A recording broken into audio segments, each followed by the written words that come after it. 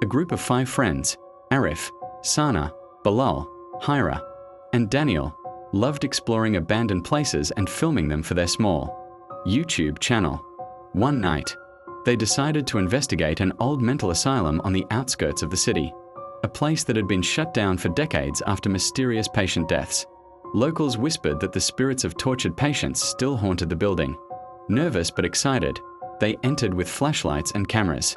The rusted gates closed behind them with a metallic creak, and the silence of the night pressed down on them like a heavy weight.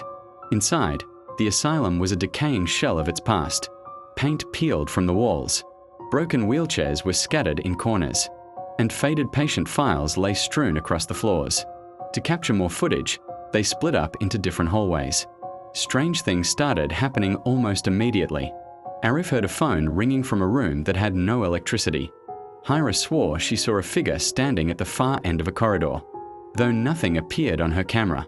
Sana found a diary belonging to a patient, its pages filled with disturbing entries about experiments done on their mind. The further they went, the more the atmosphere grew heavier. Their flashlights flickered, and their cameras glitched with static, as though the asylum itself was alive and watching them. Then, Bilal suddenly vanished. The group called his name through the echoing halls, their voices bouncing back in distorted tones.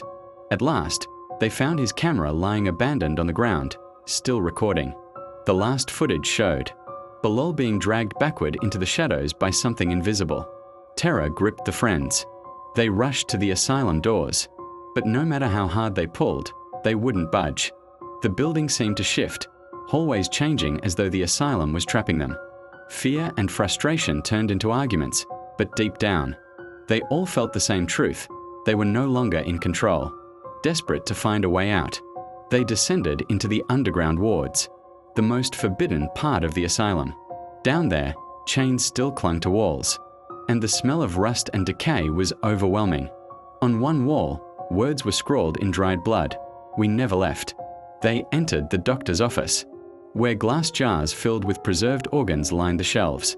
Their breaths quickened, hearts pounding, as hallucinations began to tear their sanity apart.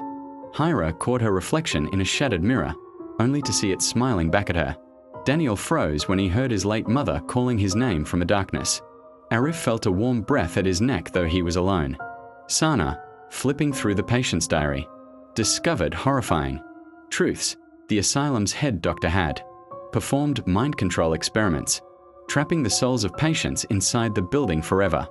The friends regrouped, but only 3 of them remained: Arif, Sana, and Hira. They stumbled through endless twisting hallways, searching for a way out, but every corridor seemed to lead them back to the same place. Shadows moved unnaturally along the ceilings, whispering words they couldn't fully understand. Finally, they found a hidden door that led into the doctor's private laboratory. Dustcoat tables were covered with rusted tools, and a tape recorder sat in the center. To their horror, it was still running, endlessly repeating the words, "The mind never dies." Before they could react, Bilal and Daniyal appeared. Relief turned to dread when they realized something was terribly wrong. Their friends' eyes were hollow, their movements slow and unnatural, and when they spoke, their voices carried the same echoing distortion the group had been hearing all night. The 3 remaining friends ran, desperately searching for any exit. At last, Arif spotted the front doors wide open. He sprinted toward them, dragging Hira by the hand while Sana followed closely behind. As soon as he crossed the threshold, he turned back to pull the others with him. But when he looked, he was alone. Sana and Hira were no longer behind him. Instead, when he looked up, he saw them pressed against the asylum's cracked windows, their faces pale, their eyes lifeless, and their hands pressed flat against the glass as if begging for help. Arif's phone buzzed in his pocket.